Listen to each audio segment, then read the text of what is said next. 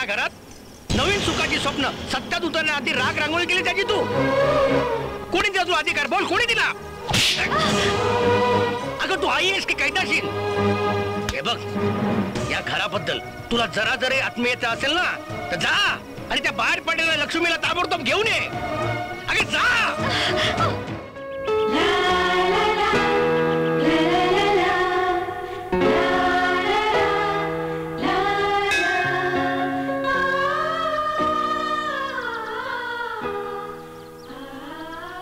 लग्नापूर्वी कसं चांगलं होतं ना. आपण कुठेही हिंडायचो, फिरायचो. कधी बँड स्टँडला जायचो, कधी नरिमन पॉइंटला, कधी बोरिवलीच्या गार्डन मध्ये जायचं. आता सगळंच थांबल्यासारखं वाटतंय नाही? अभय, लग्नापूर्वी आपण फक्त दोघंच होतो. आता आता तिसराही कुणीतरी येणार आहे. शिवाय घरी आई बाबा नाही म्हटलं तरी सगळीच नाती जपावी लागतात रे. हा, शेवटी जबाबदारी आपल्याला उचलायलाच हवी ना. लागल्यानंतर या जबाबदारी आपल्याला निभाव्या लागणारच. जबाबदाऱ्या निभावायला माझी काहीच हरकत नाही. पण अभय, हल्ली आई माझ्याशी पहिल्यासारखे नाही वागत. का? तुला असं का वाटतं? का कोण जाणे, पण जेव्हापासून त्यांना कळलं आपल्याला मुलगी होणार आहे तेव्हापासून त्यांच्या स्वभावात खूप फरक पडलाय. त्या सतत कसला तरी विचार करत असतात. माझ्याशी नीट बोलतही नाहीत काही. नाही, मला असं नाही वाटत. त्यांचा स्वभाव किती चांगला आहे तुला वेगळं सांगायची गरज नाही असं मला वाटतं. काही असलं तरी अभय, मला खूप भीती वाटते. तू कसली अशी उगाच शंका घेऊ नकोस. असं काही होणार नाही. हे काय बोलताय मावशी तुम्ही? अहो, समाजातील पुरुषांनी मुलींना गर्भात असताना किंवा जन्मतःच ठार मारण्याचं काम अनेक वर्षांपासून केलंय. पण स्त्रियांनी अशी कामं केली तर याला काय म्हणावं? अहो, तुम्ही सुद्धा एक स्त्री आहात. अगं, मी काय मुलींची वैरी नाहीये. पण श्रेया आणि अभय दोघांनी फक्त एकच मूल होऊ द्यायचं ठरवलंय.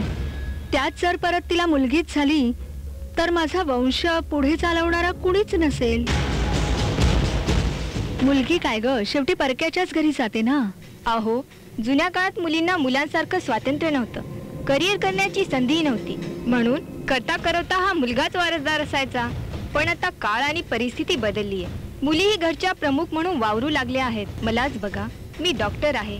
माझ्या दोन्ही लहान बहिणींची शिक्षण, वडिलांच्या आजारपणाचा खर्च आणि घरची सगळी जबाबदारी मीच सांभाळते. मी मुलगी आहे म्हणून काही बिघडलं का? पण निदान सोनोग्राफी करून श्रेयाच्या गर्भात मुलगा आहे की मुलगी हे तरी कळू दे ना मला. अहो मावशी, गर्भलिंग परीक्षण कायद्यानं गुन्हा आहे. तसं करणाऱ्याला आणि करवून देणाऱ्याला 3 वर्षांच्या कैदेची शिक्षाही होते. तुम्ही जास्त विचार करू नका. अहो, मुलगी झाली तर उत्तमच आहे. आज देशात मुलांच्या संख्येपेक्षा मुलींची संख्या 20% कमी झाली आहे. म्हणजेच येणाऱ्या काळात मुलांना लग्नासाठी जुन्या काळासारखी स्वयंवरे जिंकावी लागतील आणि त्यात तुमच्या वंशाचा दिवाही जळू शकतो. हा, आलेच मी.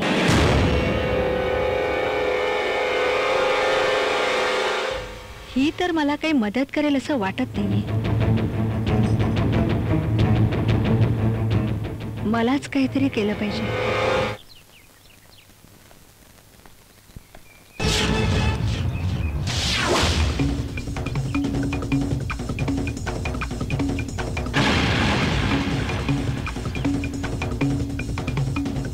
कुठे गेले असतील ते? एवढं भर उन्हात बघायलाच पाहिजे.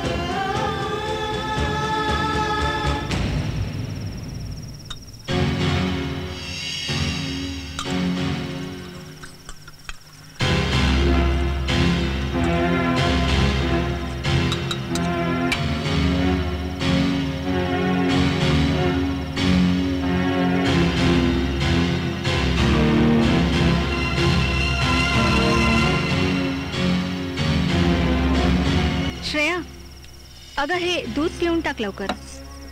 दूध? किती काळजी घेता हो तुम्ही माझी. अगं त्यात काय, सून नाही मुलगीच आहेस तू माझी. खरंच खरंच मुलगी आहे मी तुमची. असं का विचारतेस? आई, खरंच जर तुम्ही मला मुलगी मानलं असतात ना, तर माझ्या पोटातल्या बाळाचा जीव घेण्यासाठी हे दूध दिलं नसतं तुम्ही मला. असं का बोलतेस? लाज नाही वाटत तुला? लाज वाटते ना, मला माझीच लाज वाटते. एक स्त्री, एक माता असून स्वतःच्या पोटातल्या बाळाला वाचवू न शकणाऱ्या माझ्यातल्या असहाय्यतेची, आणि त्याहूनही जास्त लाज वाटते ती तुमची.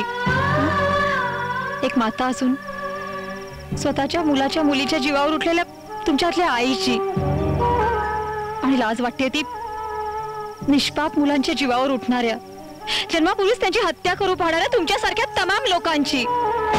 श्रेया, अगं मी हे जे काही करते ते आपल्या वंशासाठी करते. वंश फक्त भावनेच्या आधारे नाही चालत. त्यासाठी मुलगा लागतो. मुलगा मला नको, वंशाला हवाय. आणि हा माझा हे का नाही, समाजाचा नियम आहे. पण सामाजिक नियम हे समाजानेच बनवलेले असतात ना, मग बदलत्या समाजाप्रमाणे ते का बदलू शकत नाहीत आई? कारण समाजाचं राहणीमान बदललं तरी मनस्थिती बदलत नाही. एका मुलीवर समाजानं जी बंधनं लादली आहेत, जे अत्याचार तिच्यावर बालपणापासून होत गेलेत, ते युगायुगांपासून बदललेले नाहीये. या समाजाच्या दुष्ट आणि भ्रष्ट रिंगणात मी अजून एका मुलीला संरक्षण देण्यास तयार नाहीये. म्हणूनच मला समाजाचा करता मुलगाच हवाय. ठीक आहे, जर नकोच असेल ना मुलगी तुम्हाला, तर नाही देणार जन्म मी माझ्या मुलीला. मी मारून टाकेन तिला, खून करून टाकेन तिचा माझ्याच पोटात. देव करू आणि माझ्या होणाऱ्या बाळासोबत माझे प्राण जाऊ.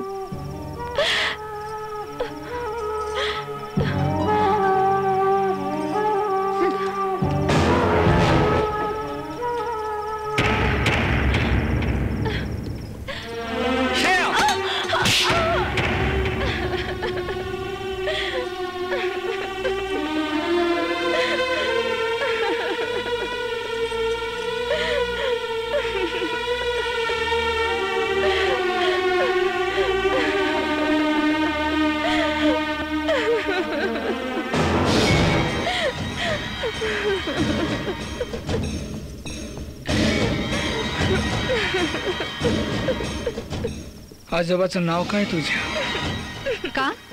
आधी मी जे विचारतो त्याचं उत्तर दे आई. आजोबाचं नाव काय तुझ्या? माणिकराव. आणि पंजोबाचं नाव? माहित नाही. ज्या वंशाच्या दर 3ऱ्या व 4थ्या पिढीला आपल्या पहिल्या पिढीचा विसर पडतो, अशा वंशाला वाढून काय मिळणार आहे ग? आपण कोणत्या वंशाचे आहोत हे तरी माहित आहे का आपल्याला? फक्त आपल्या एसटीटीला करता वारसदार असावा म्हणून मुलगाच हवा असं कोणत्या ग्रंथात, कोणत्या पुराणात लिहून ठेवलंय? काही द्रौपदी, अहिल्याबाई होळकर, ताराबाई, राणी लक्ष्मीबाई, कित्तूर की चिन्हापासून ते इंदिरा गांधी व अंतराळवीर सुनीता विल्यम्सपर्यंत अनेक मुलींनी राज्य, देश आणि जग चालवले आहे. आजच्या युगात मुलगा आणि मुलगी हा फक्त नैसर्गिक फरक होता. व्यवहारात मुली ह्या मुलांपेक्षा जास्त वर चढ असतात आई. तेव्हा हट्ट सोड आई. मी तुझ्या पाया पडतो आई, मी तुझ्या पाया पडतो. हट्ट सोड तू. अगं दुसरं तिसरं नाही, निदान देवाच्या कोपाला तरी घाबर.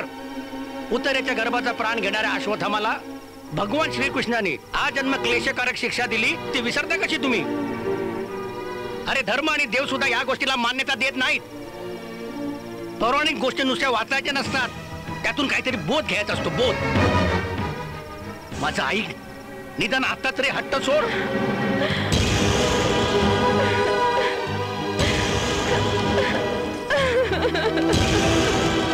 श्रेया, श्रेया, श्रेया, श्रेया, श्रेया. अभय, अभय थांबू दिला. अभय, अभय थांबू दिला.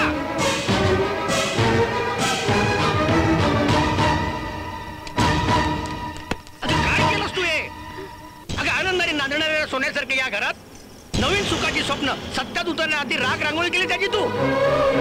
कोणी दिला तू अधिकार? बोल, कोणी दिला? अगं तू आई आहेस की कैदाशीन? हे बघ, या घराबद्दल तुला जरा जरी आत्मीयता असेल ना तर जा आणि त्या बाहेर पडलेल्या लक्ष्मीला ताबडतोब घेऊन ये. अगे जा.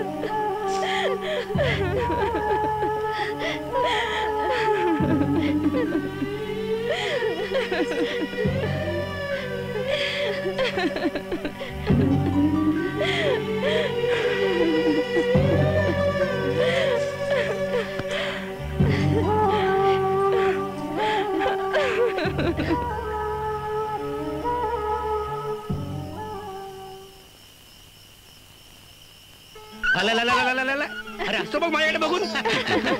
ए बाबा, नाव काय तुझं सोन्या? आजोबांना सांग अजून आमचं नाव ठेवायचंय म्हणावं. अण्णा असेल ना? ते सांग ना आजोबांना.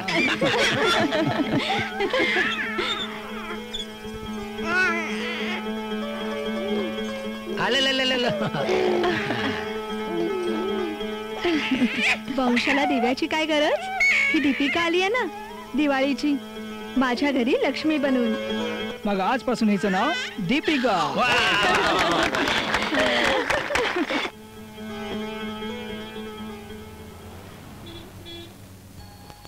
बघितलं? अहो यांना मुलगी पण झाली, पण माझ्या लग्नासाठी एकही मुलगी मिळायला तयार नाहीये. अहो मंडळी, अशा जर मुली कमी होत राहिल्या ना तर आमच्यासारख्या मुलांची संख्या वाढतच जाणार आहे. मग अशा वेळेला आमच्या वंशाचं काय? बसायचं?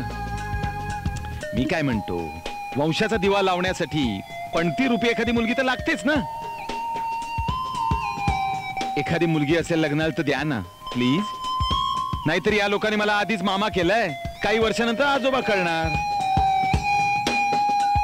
अहो सख्खा नाही म्हणत आहे मी, धर्माचा. हा, काय बोलतोय ते ध्यानात येते का?